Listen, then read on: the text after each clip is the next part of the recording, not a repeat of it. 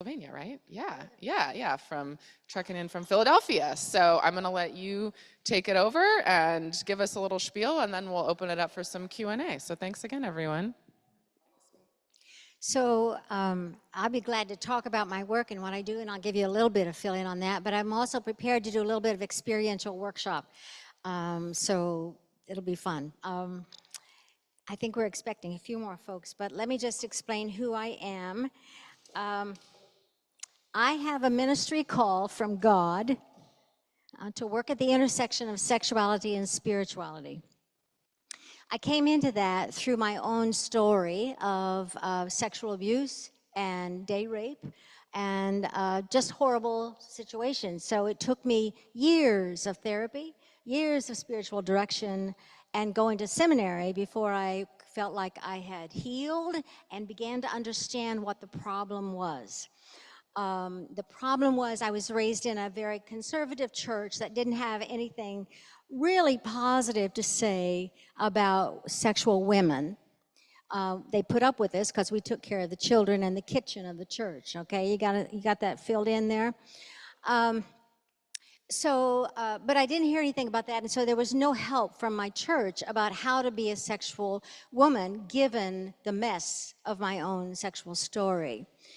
I went to seminary, became ordained, began to do ministry, and realized that in my own healing journey, there was a lot of people behind me coming up who were having just as many problems, if not more. They were different than I had done, and finding some positive answers about being a sexual person.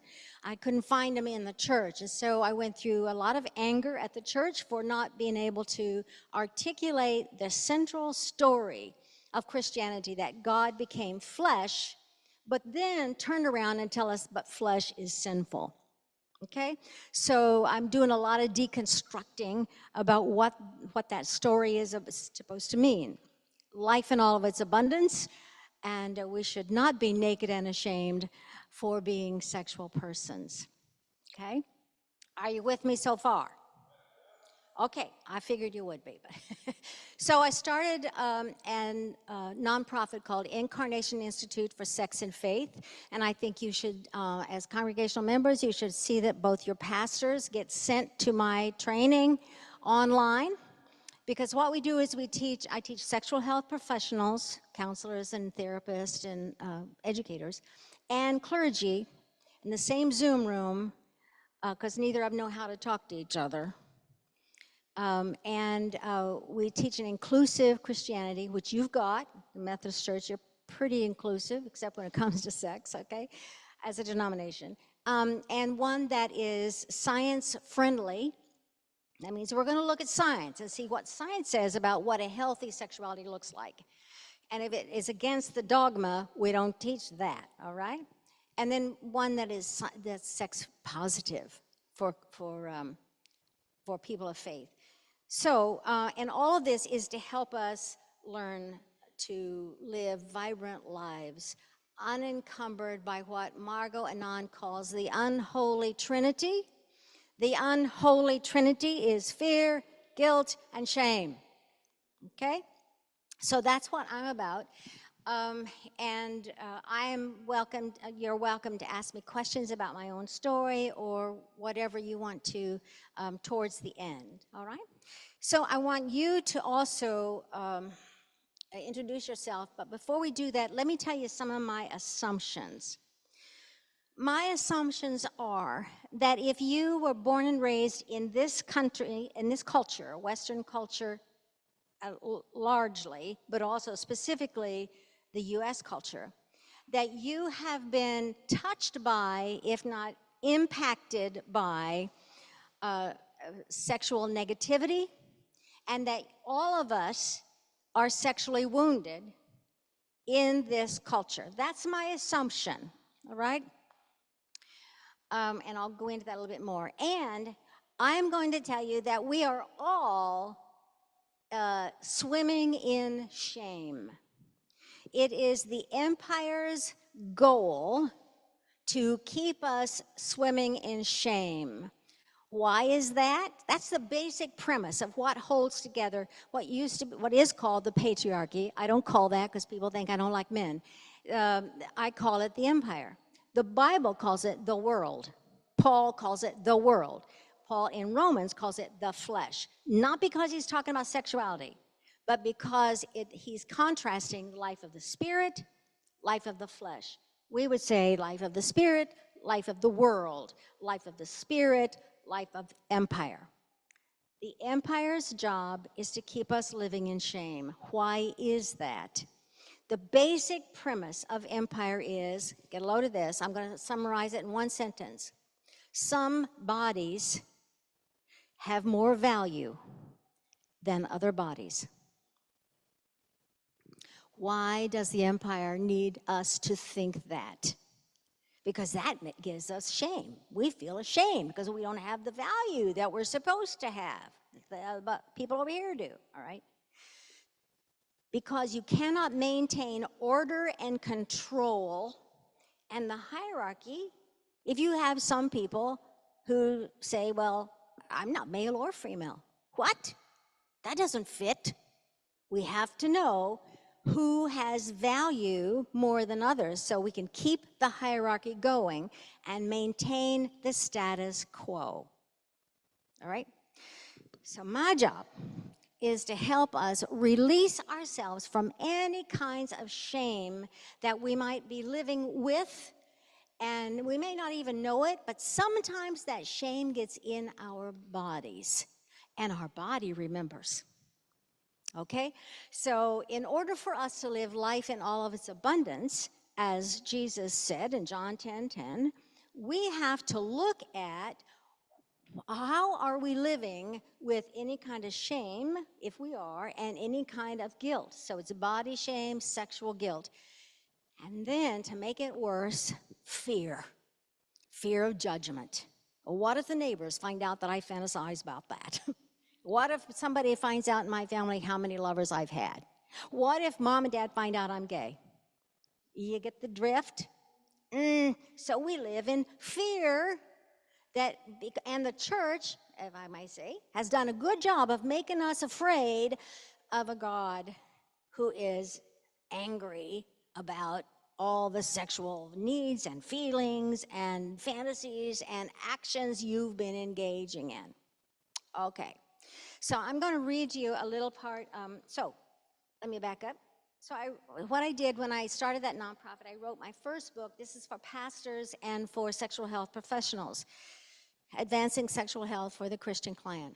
So my therapist friends tells me it's a mess, a hot mess out there, actually, because couples are coming in who have been through 40 years of abstinence-only, non-sex education, all right?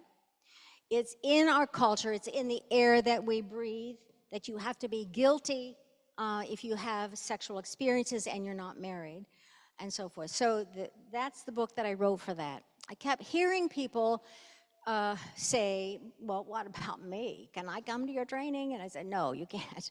You're not a sexual health professional or clergy. So what I did was I wrote this book that I have some copies of today. For $25, but if you find a partner, you can get it for 20. All right, 2 for 20, 40. And what this is to help people heal. All right, so it's a bunch of meditations, and I'm going to read some of them for you today, with scripture, with a prayer. And then after that, there's anywhere from 2 to 5 exercises to do at home in front of a mirror. Say these affirmations. Write this letter. Don't send it. Write this letter, send it. Move your body this way. Repeat these affirmations, all right? So that people can begin to root out any kind of vestiges of shame you may have, any kinds of vestiges of guilt you may have in your system, to just jettison it. All right, so let me tell you how I came up with this idea in the introduction.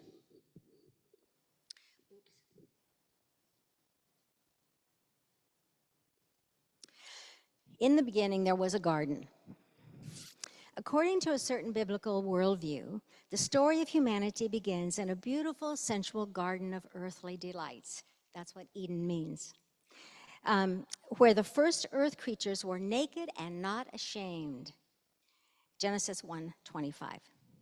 In the very beginning, so the story goes, they're innocent, intimately connected with the divine. They understand neither life nor death, good nor evil. Those secrets are held in the fruit of two trees, one of which they choose to eat.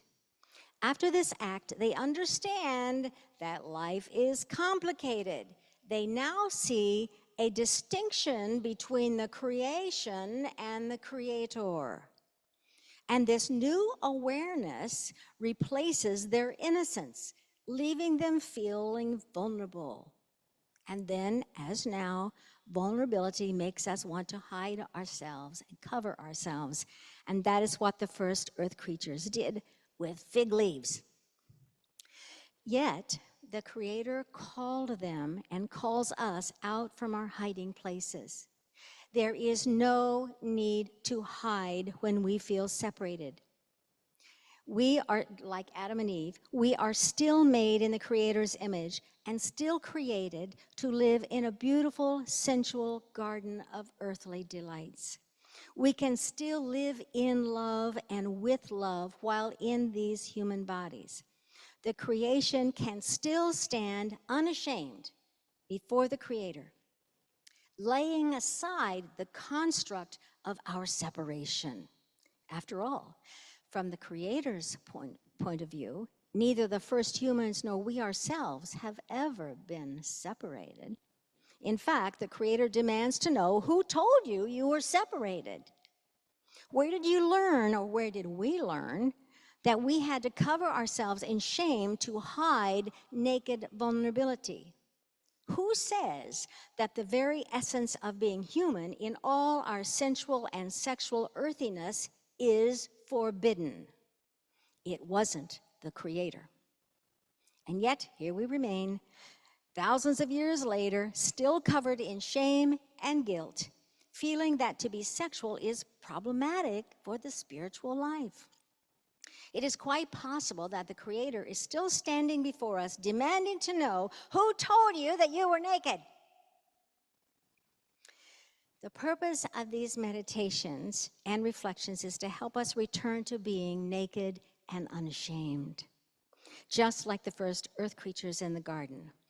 When we are unashamed of our vulnerability and nakedness, we can find our way back to the sacred within these bodies.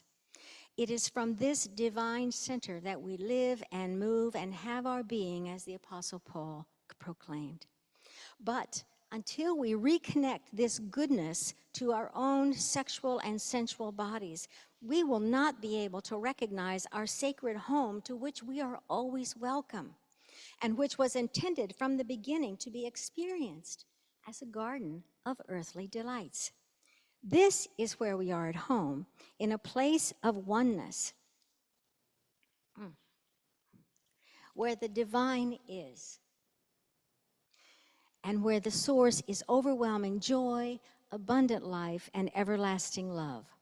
Our goal is to come home to ourselves and to our source, and then, standing without shame in these sacred vessels of beautiful sexual and sensual bodies, we will hear, "Welcome home." All right, are you ready? All right, if you are able, please stand and introduce yourself.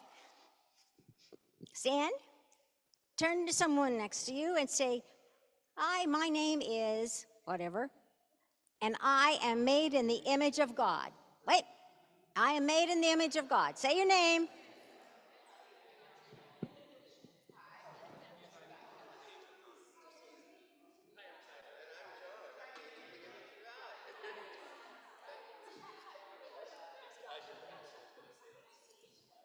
Okay.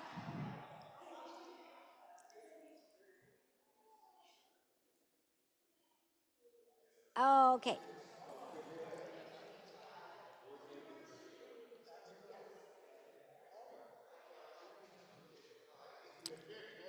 And say your second line.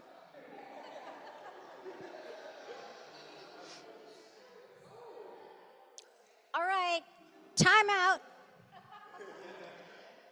time out. We're going to have another introductory question. Ready? Well, let me first ask you a question. Just remain standing if you're able.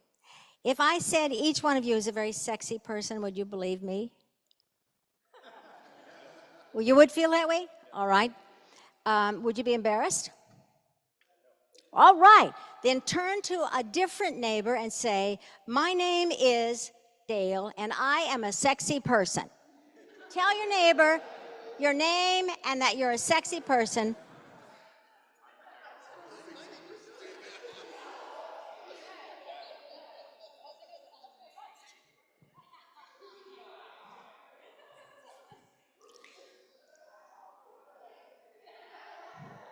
Okay. Now,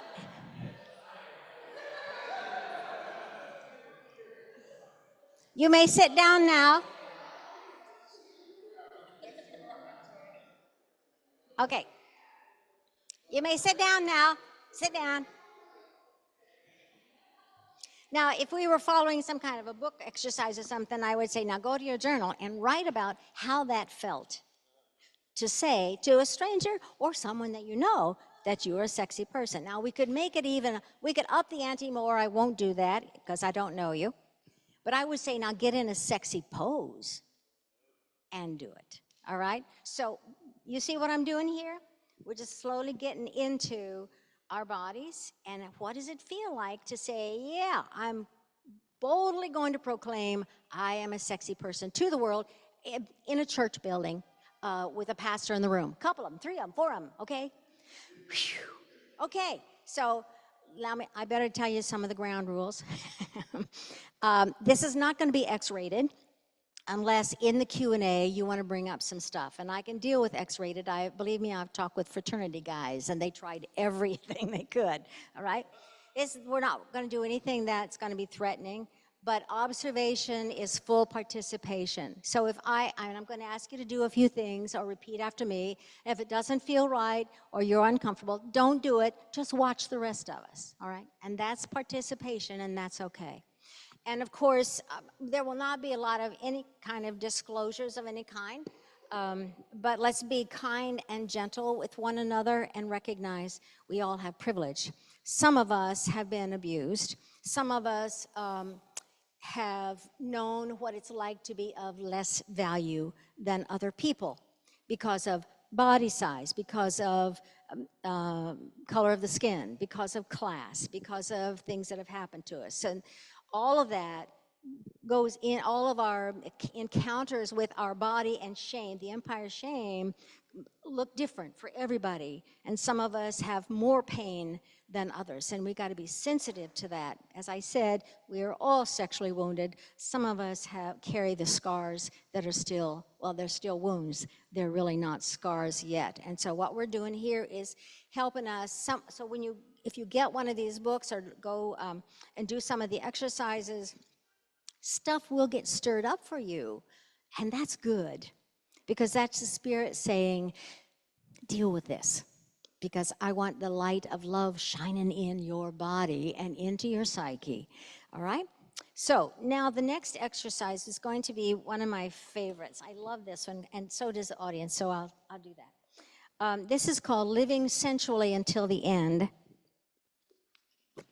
And for those of you who are younger and you're not thinking about the end of life, I just apologize, but it's going to come to you too.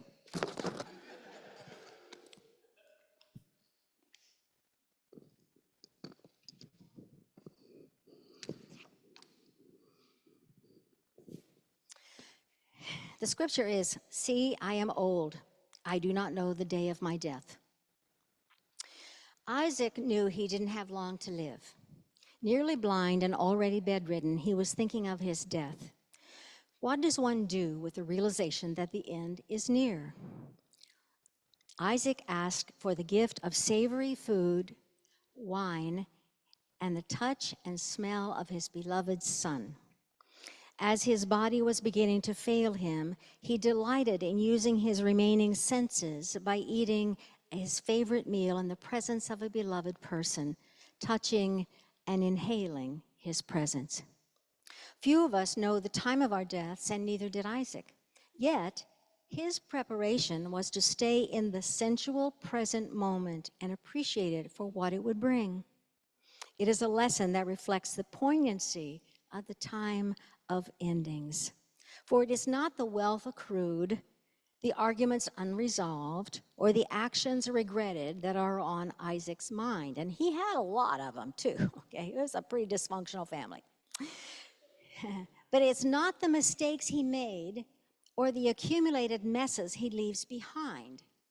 Rather, he chose to enjoy each moment sensually. We don't have to be on our deathbed to do the same. To make this gift happen for ourselves is to recognize the immediacy and fragility of our lives. Isaac can show us the way. The prayer I have included is, God of life and of death, the diminishment of our capacities or thoughts of our own death can bring anxiety, fear, depression, or worry. Yet the gifts of life that can be seen, tasted, smelled, touched, and heard keep us grounded and centered. They open us to appreciate the gift of every moment in each new special day. Teach us to pay attention. Remind us to open ourselves to the gift that is before us in all of its sensual dimensions. Life is good. May we appreciate this not only on our deathbed, but right now. So, I'm going to give you 2 minutes, and I want you to think about being on your deathbed. Take a deep breath first, lest that be scary, all right? What do you want to taste or touch or smell or see on your deathbed that would take in some of the beauty, the poignancy, and this special moment?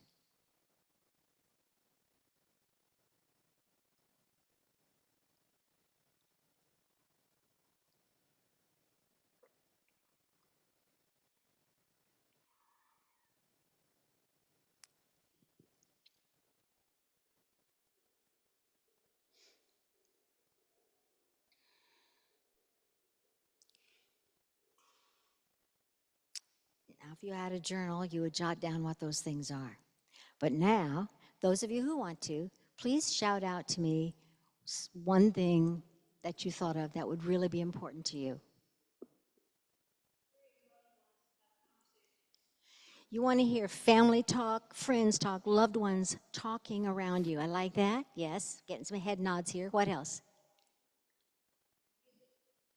What kind of music?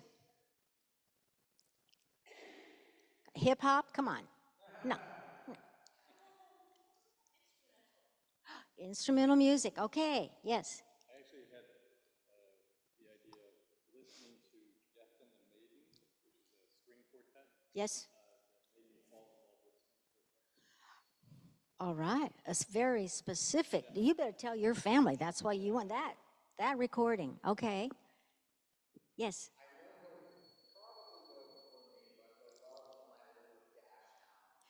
Yes. Yes. Yes. A little puppy, little dog. Yes. What about you?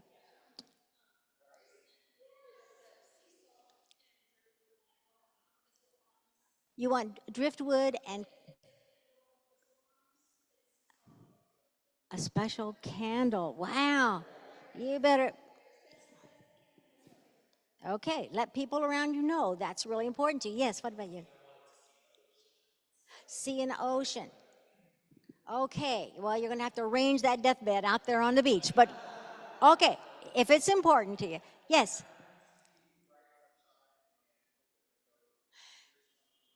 Yes. Sunshine, open windows. Yes. Breeze coming in. Yes. You want to be dressed in purple. And lavender scent. Woo! All right, all right. We're getting real creative here. Nobody's talking about taste yet. Okay, I didn't hear it. What did you say? Krispy Kreme donut. Okay, I think that could probably be managed. Cheese, any kind of cheese. Okay. Yeah. Good wine. Got a special kind?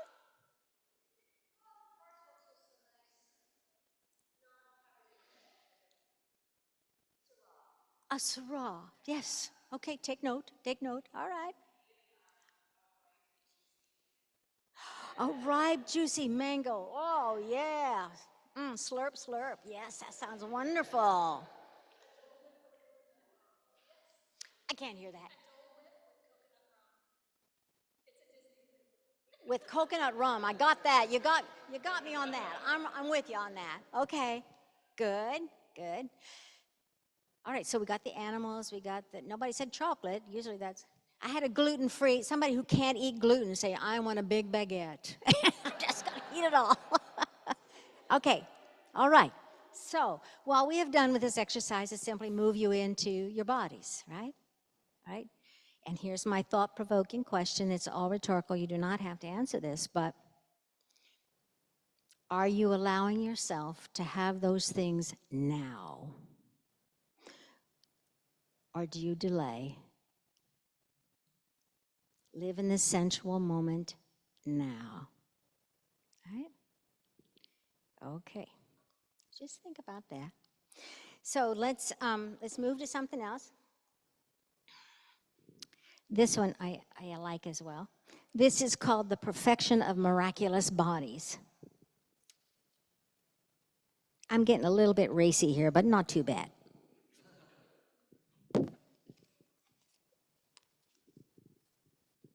The meditation is, I am fearfully and wonderfully made. Wonderful are your works.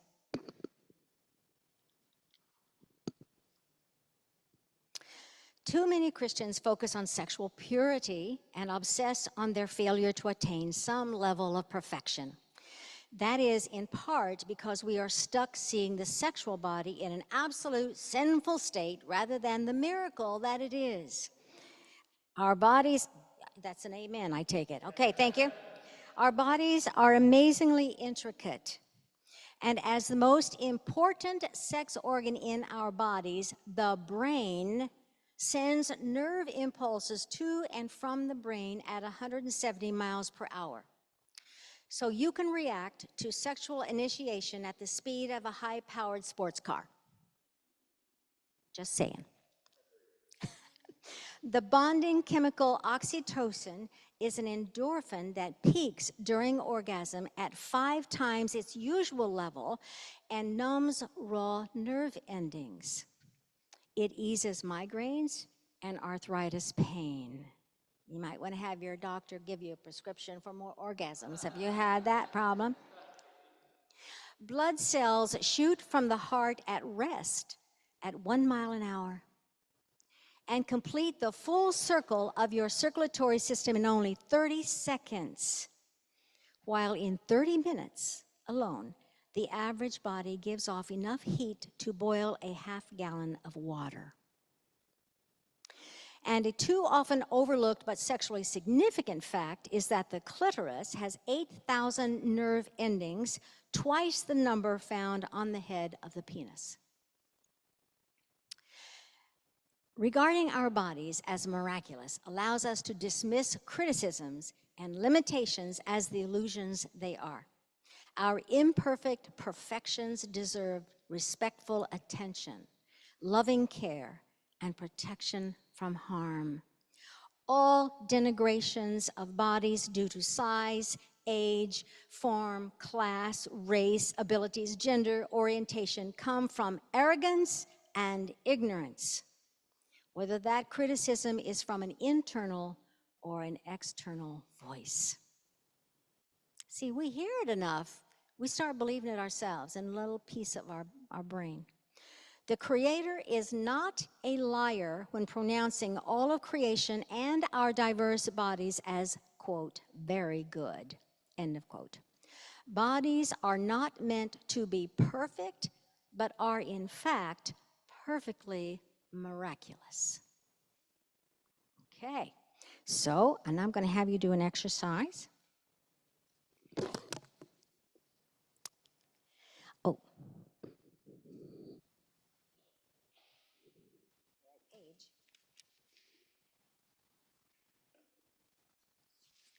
Repeat after me. This body is a miracle. I am a miracle. Okay, we're going to have to do some movement with this. I want you to pat yourself right here. All right, now we're going to start over. Yeah, you can do it as fast or slow as you want, but I want you to reassure yourself. So you hear yourself say, this body is a miracle. I am a miracle. My body is a miraculous vessel. It houses my spirit. I am more than my body, but my body is an expression of my spirit. Don't forget the pat. My spirit is seen through the actions of this miraculous vessel. My spirit is seen through the reactions of this vessel. May I live in gratitude. May I live inside this miracle.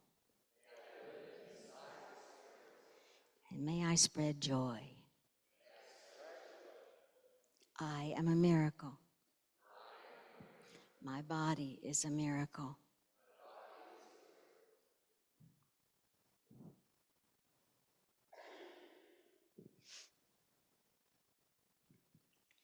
Now, in case some of you older folks are not aware, there's such a thing as called the purity culture.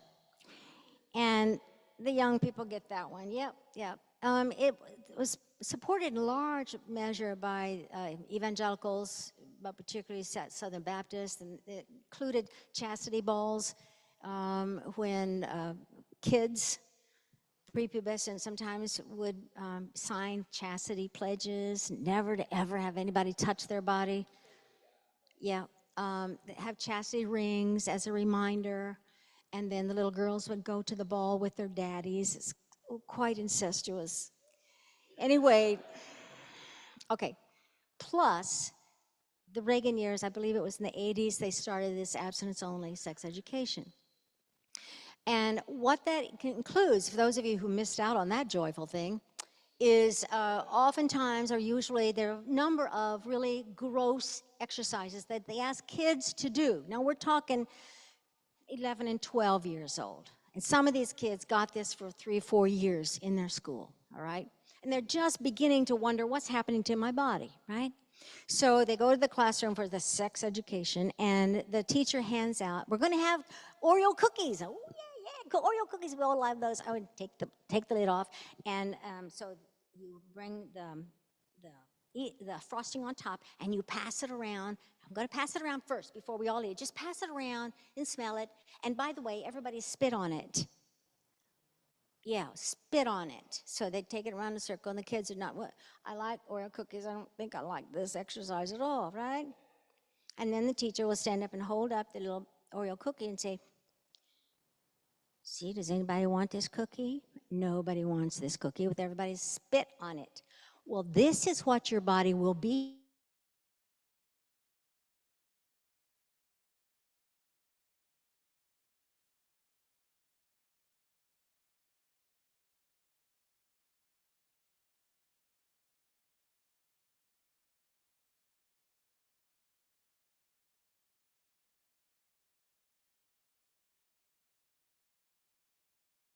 Boyfriend or you want to marry somebody, but you give them, that's what you're giving them. When you give your body that you've already had somebody else touch or do something with, right?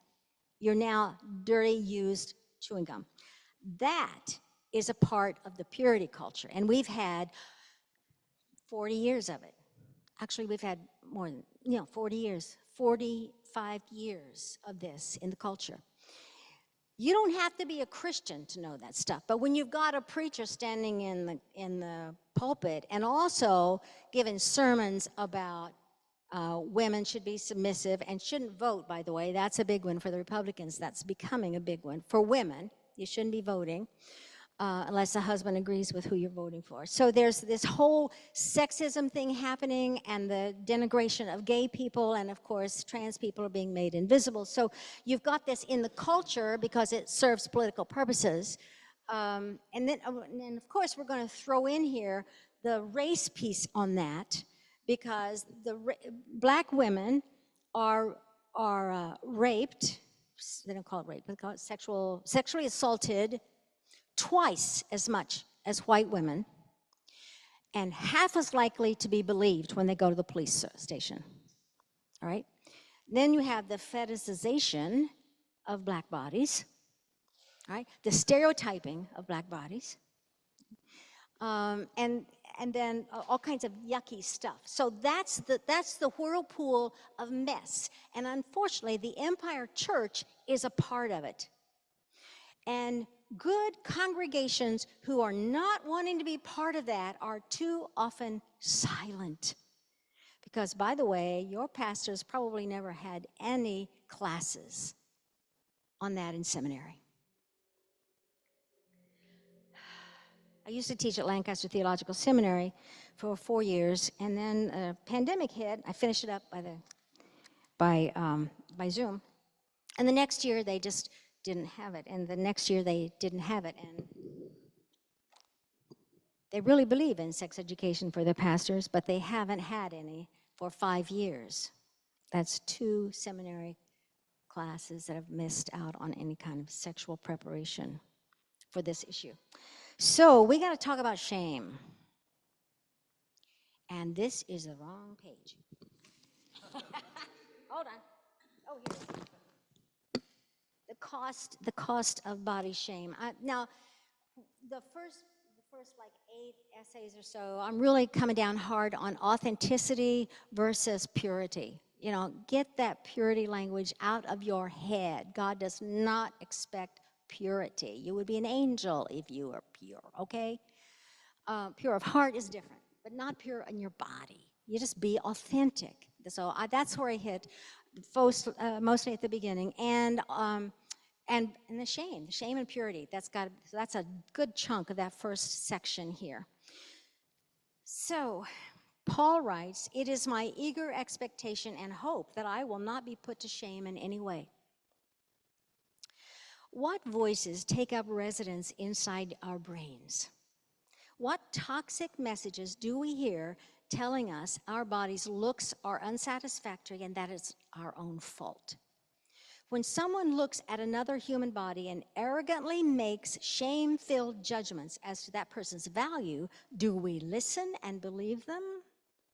When we hear body shaming or fat shaming from social media, classmates, or even family and friends, we can easily begin to hear it internally as well. 5 to 10 million people in the United States, or 1 in 50, suffer from what is called body dysmorphic disorder, a mental health condition in which we can't stop thinking about our perceived defects and flaws in appearance, however small and insignificant. There's nothing redeeming about the experience of feeling the shame that we're not good enough or not acceptable. No one is ever positively changed or liberated by shame. Nowhere is this more apparent than with adolescent girls and young adults, particularly women, who have been shamed and believe their worth and beauty are related to the numbers on a scale or limited to a particular body type. In reality, shame is a common tool of a death-dealing culture to make a profit. Buy my product and you will feel or look better. Or to change, punish, or control. You should be ashamed of yourself for having dessert. It is also used by some churches, either by insinuation or by actually teaching the falsehood that being thin and able-bodied represents godliness, while being overweight reflects a lack of willpower or a moral deficiency. We accept these lies as a reality without recognizing their absurdity. Body size, shape, or abilities never measure beauty or worth in the eyes of our Creator.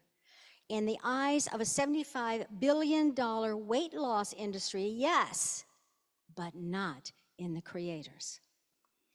The priority of the Apostle Paul was to live boldly in such a way that in his body, people could see his Christ. He wrote, quote, It is my eager expectation and hope that I will not be put to shame in any way, but that by my speaking with all boldness, Christ will be exalted now as always in my body. We can eagerly expect and hope with Paul to live by faith and live love, speak love, and be love in our bodies. The size, shape, color, age, or ability of these bodies is simply beside the point. Shame has no place in our spiritual life. The Creator has pronounced each one of us as worthy of love and each one as very good. All the rest is a lie.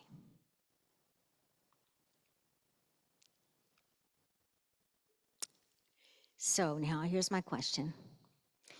Because the presence of shame creates an empty hole inside us, we all need to have an affirmation prepared for those moments when we are tempted to feel shame.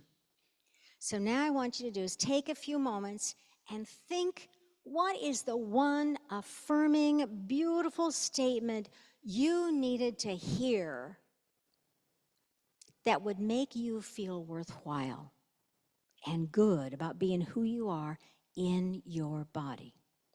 This will be a statement that helps to cast out shame and build bold confidence. Think about what it would have meant had someone close to you regularly made such a statement to you. And then what we're going to do is we're going to popcorn style shout them out. What is it that you needed to hear that maybe other people in this room would also need to hear to affirm that, yes, you are worthwhile. You're a good person. What would be the statement that you wish mom would have said, that grandma would have said, that you could hear now?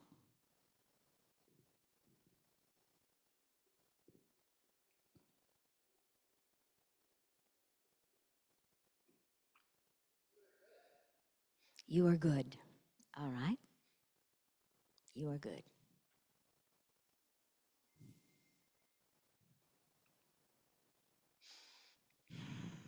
Anybody else?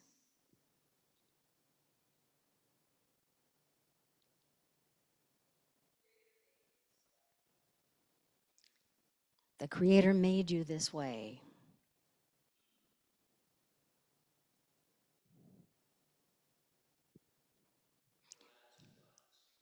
You are not too much.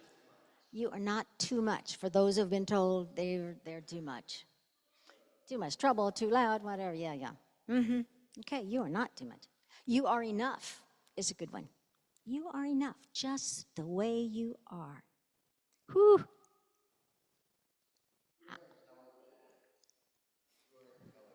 You are intelligent. Yeah. I think I want to add something that if it were mine, I understand that's yours. I needed to hear something very different, that I knew I was smart, but I didn't think that was enough. So being smart wasn't working for me. I needed to know I was loved, actually. Or because I was proven I had to keep love by being smart. That's my connection. But that's not yours. That's okay. I'm just... Okay, so it's similar to yours too. Okay. Yeah, yeah. Okay, what else? Let's dig a little deeper here. Did anybody tell you anything? Are we having trouble coming up with it because we never heard it? Or is there any...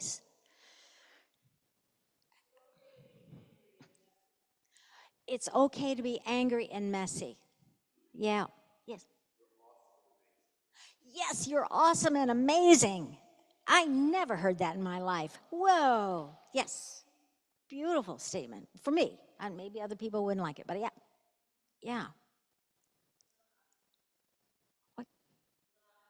You don't have to be perfect. Yes. Mm-hmm. Or if it's someone close to you, I don't expect you to be perfect. Say it your own way. Yeah. Okay.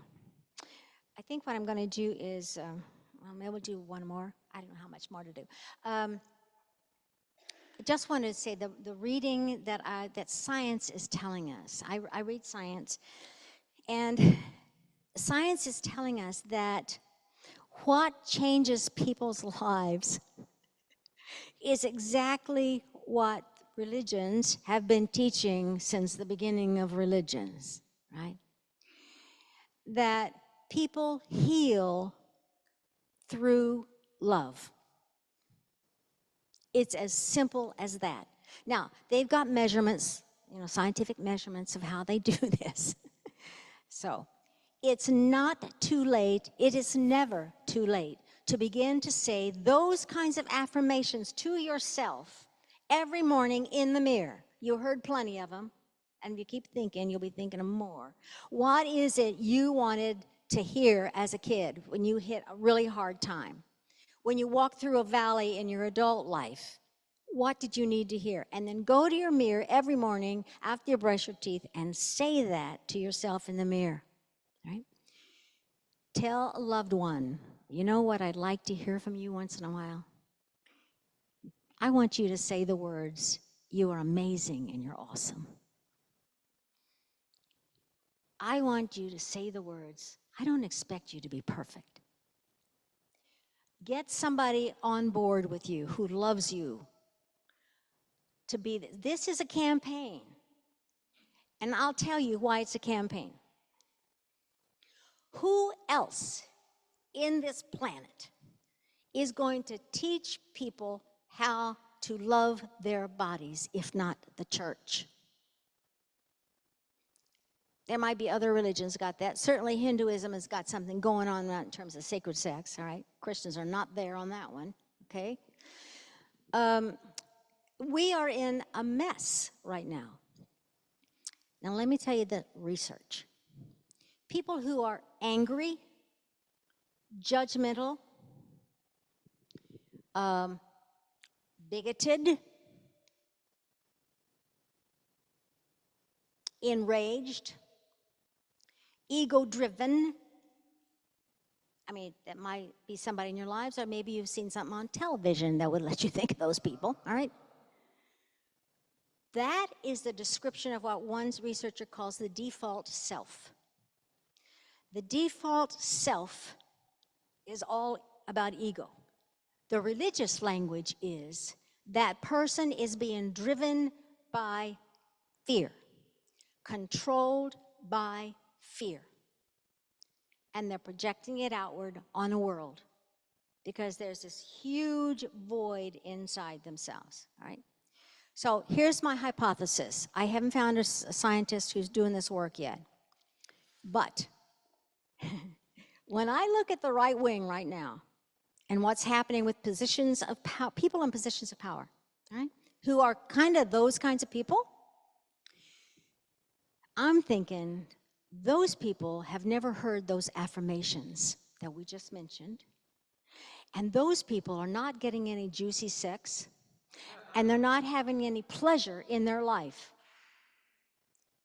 There's a pleasure void in an angry, judgmental bigot, all right?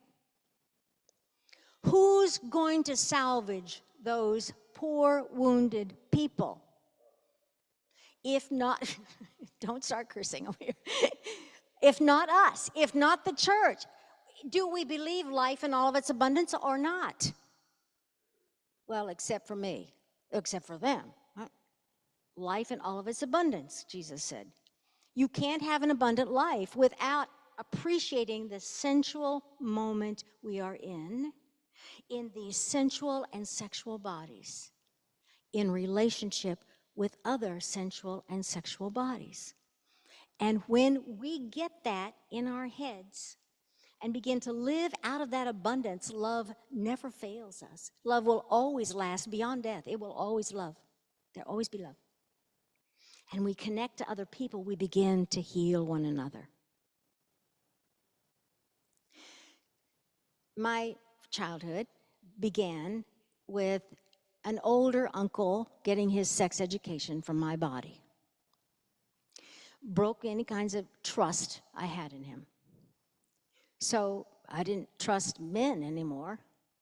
And I didn't know what boundaries were anymore because I didn't know how to say no because I liked him. He was my uncle, my favorite uncle, right?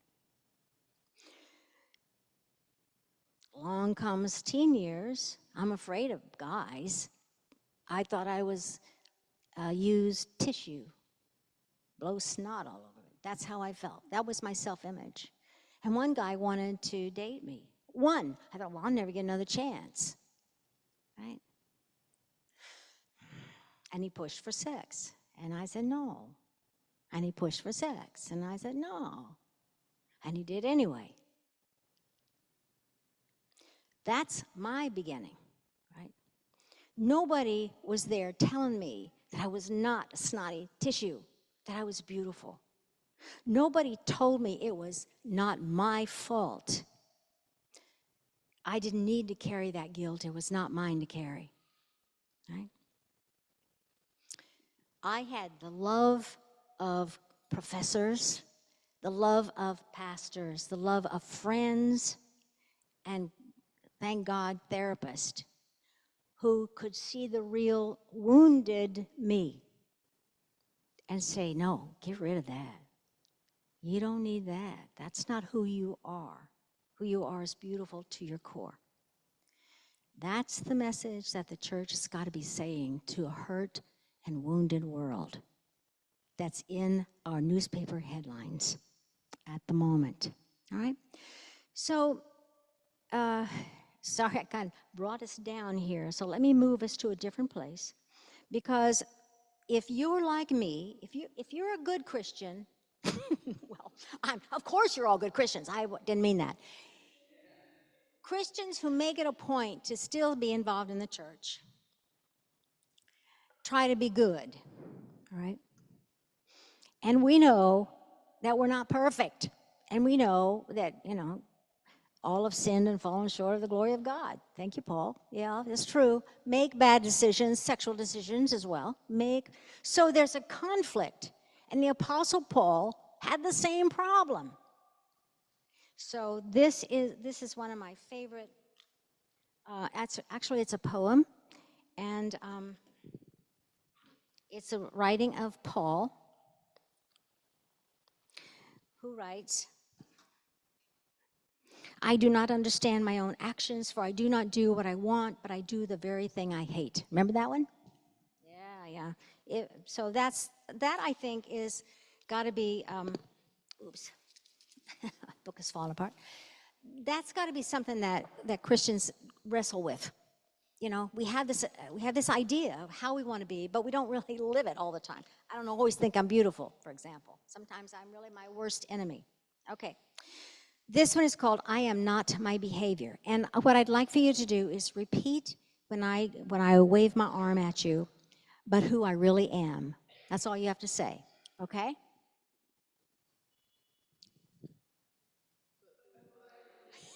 This is my wave in my arm. Okay? All right. And so I'm going to say a line that's kind of a criticism or observation.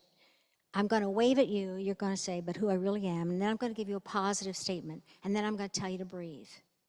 I want you to take it in. Got that? Okay. I often behave in ways that reflect, I do not like my body. Is a human body divinely proclaimed as very good? Breathe it in.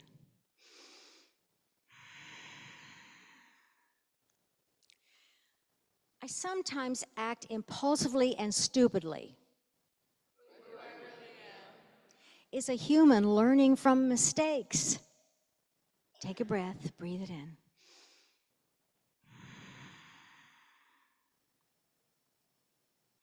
I say I believe in God's goodness, yet live in fear of God's judgment. Is a spiritual seeker longing for home? Take a breath.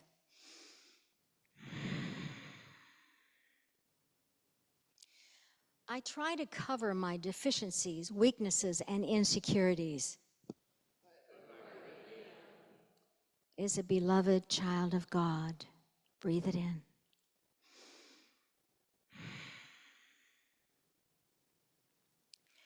I live in my imperfections, guilt-ridden and ashamed.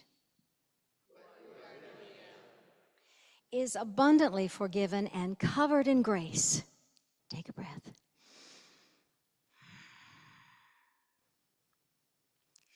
I listen to the false beliefs and lies about my worth from those around me.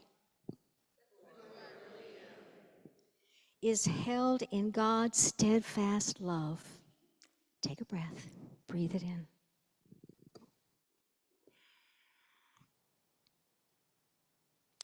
I appoint myself as the judge and the jury of my behavior. Is only slightly lower than the angels. Take a breath.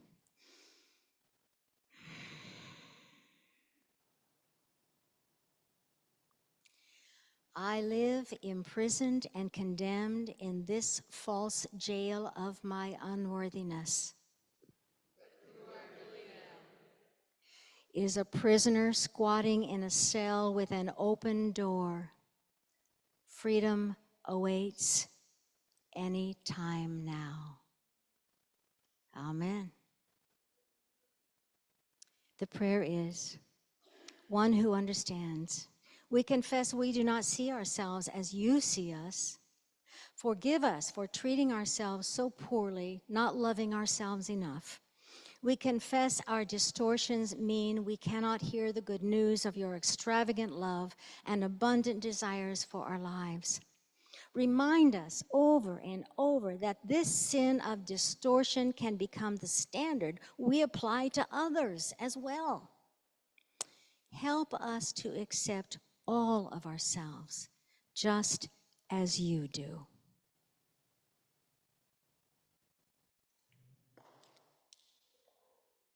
I have plenty more. I have a whole book full, but you have been promised a discussion or a question and answer. So I think I will stop, and we've got 15 minutes, a little over. So what got stirred up for you, and what do you want to talk about?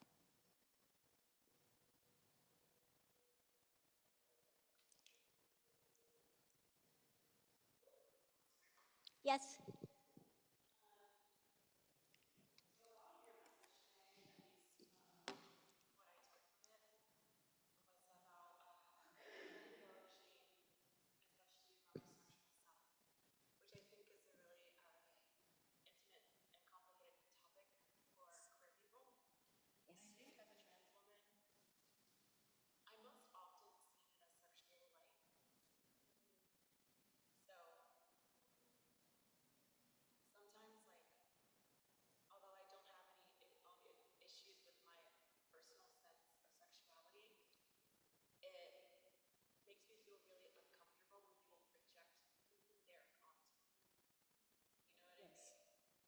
Yes.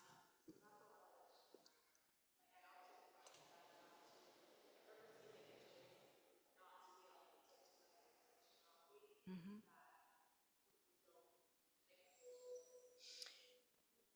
Thank you for sharing that, and I realize I should have brought the microphone. We should, or have somebody come up with a microphone.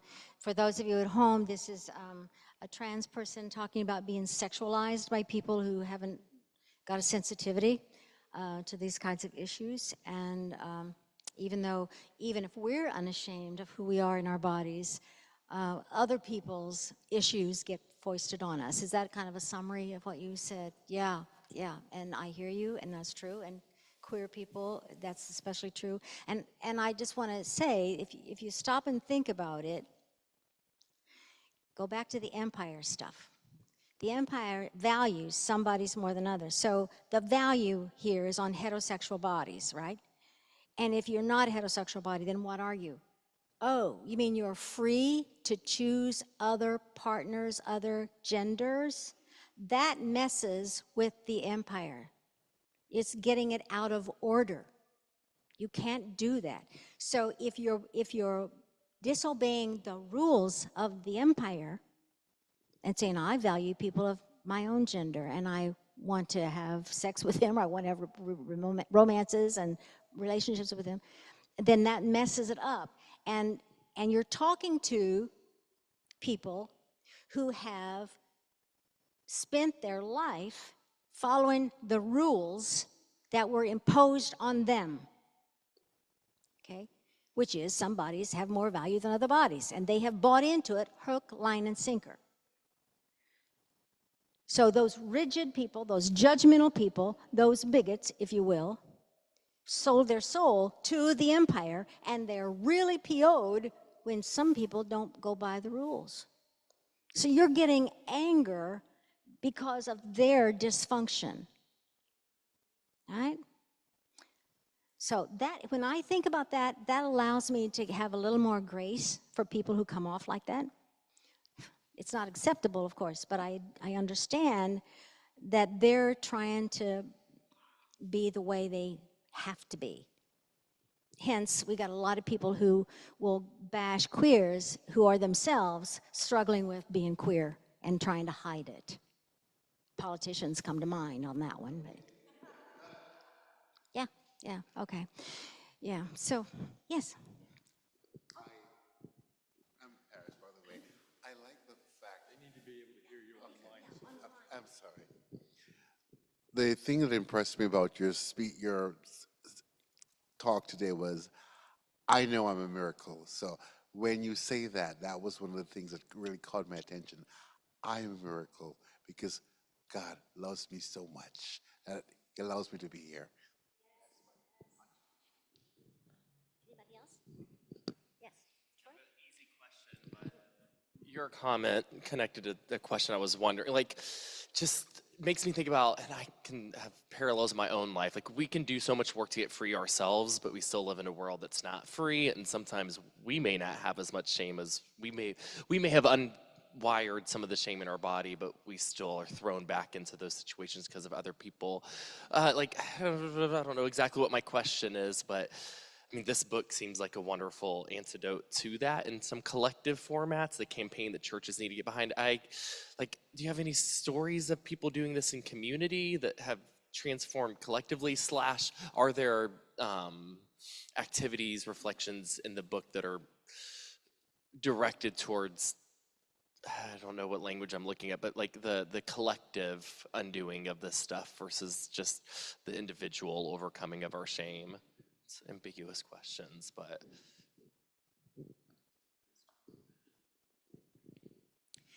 Um, if you're not, well, you're not United Church of Christ. I've been doing some work with United Church of Christ folks, and they have a regular podcast, and I've been on it twice or three times already. It's called Nurturing the Soul, and I talk about this. And the host, noticed that at the end of this book, she said there's a huge acknowledgement section. Well, I didn't think it was that much, but I have a lot of books and a few videos and things like that that I mentioned. Um, so the question is, are people doing this as groups? And I think this just came out in October, all right? So this is new. I'm just really doing my book tour now. My dream is to do enough of these kinds of conversations so that you guys spin off into about 4 more groups, and you hold each other accountable. Have you loved yourself this week? What exercise are you doing? Have you found the one on sex work yet? Oh, how about the one on porn? Oh, okay, so you can do some talking to. You are the hope. I'm sorry, it's love is the answer. If we believe that, we have to start doing it here first. And when we do it here first, it comes out of us. It can't help but come out of us, right? And every place that Paul went, there was a revolution. And a bishop says, and every place I go, they serve tea, all right? This is not a time when we should be serving tea. This is a time we've got to be doing revolution stuff, and it's revolution love. Middle Church here in New York City is doing some of that. They've got a great conference coming up in October. I will be there. So I didn't write this for groups, but certainly there are creative people who could do it together. But it's through relationship and friendship. There are no discussion questions in there. I'm going to ask you to do things, and then you could come to the group and say, I couldn't do exercise 3. I was floored by what came up, that kind of thing. So Yeah. Yes. I think one thing that also to kind of be aware of, it's not always outside that sends you the messages. When I was growing up, it took me a long time to come out. Like I came out probably when I was in my 30s, I think. Looking back, all the signs were there when I was a child and like even into middle school and whatnot. But I shut myself down that way because I was a preacher's kid. I was fat. I was an academic geek. I was a band geek. I did not need target number 5. The bullies had plenty of things. So I call it like I would ape straight. I would look at who the girls were putting up in their locker. And, oh, okay, they're putting up Ricky Schroeder. Well, I watch Silver Spoons for Aaron Gray, but I watch Silver Spoons, so I can put Ricky Schroeder up. And so, like, by the time I even got to college, where I went to a women's college, would have been a fantastic opportunity to figure things out. I was so shut down, for all intents and purposes, I was ace. And it took kind of going through a relationship with a guy in seminary. And when I went to Episcopal seminary, it was not great on multiple levels, but sort of, and a few other things. Once I figured things out, then it was like, I went, oh, my body was trying to tell me something all along. When certain things don't feel right, it's like, So, it's not, a lot of times you think of it being outside, but it can be just as much your own inside. That is so true. That is so true. And sometimes we don't know that we have blocked this out. And that's why we listen to our bodies. Yeah. The Body Keeps Score is a book that's all about that. And that's why in some of these exercises, do these things, say these things, put this in this situation. Your body will tell you whether or not there was abuse or whether or not you're stuffing something because somebody said something and you held it right here or here, Yeah, but the body can heal and the psyche can heal. And it's once we begin to realize, I'm still hearing that. Then we can tell our friend. And then we can tell our intimate partner. And then we can say to a church group, pray about this, you see, so that, and this is what I need from you. And get the support to work through that. And may I commend you that you worked through it, lady. And that's wonderful. That's wonderful that you did. And I know it took a lot of time and effort on your part. And frankly, I feel like I should hug you, but distance, I'll not do it now, but maybe later I'll give you a hug. We're hard on each other and we're hard on ourselves. And remember, it's paying off at the bank for corporations. It's paying off politically. All right. So there's a lot of major social forces pushing us towards that place of dis-ease. It's a disease and it's a dis-ease. Yeah, we got our work cut out for us. Yeah. Thank you. So I would consider myself a fairly ambitious person.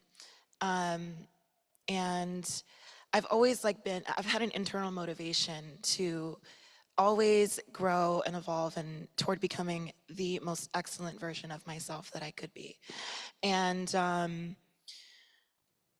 I have been very careful in my own journey not to use my identity as a trans woman as a crutch, as to say just because I am a trans woman does not mean I can't do X, Y, and Z, right? And it's led me to really amazing places and great experiences. I work in the straight world. I have straight community, and I also have the privilege of my transness not being the first thing people know about me when I walk into a room. So that, of course, is a factor. But Tyler's question of what happens when we free ourselves and then have to exist in an unfree world, really, I think hits home for me. You know what I mean? Because in the place that I'm in my life right now, I'm like, okay, well, I did that. I did the internal work. I let go of a lot of things I needed to let go of. How do I win? And it's a big question. It's a really big question. I don't have the answer. I'm not expecting you to have the answer either, but it's something that I think about a lot.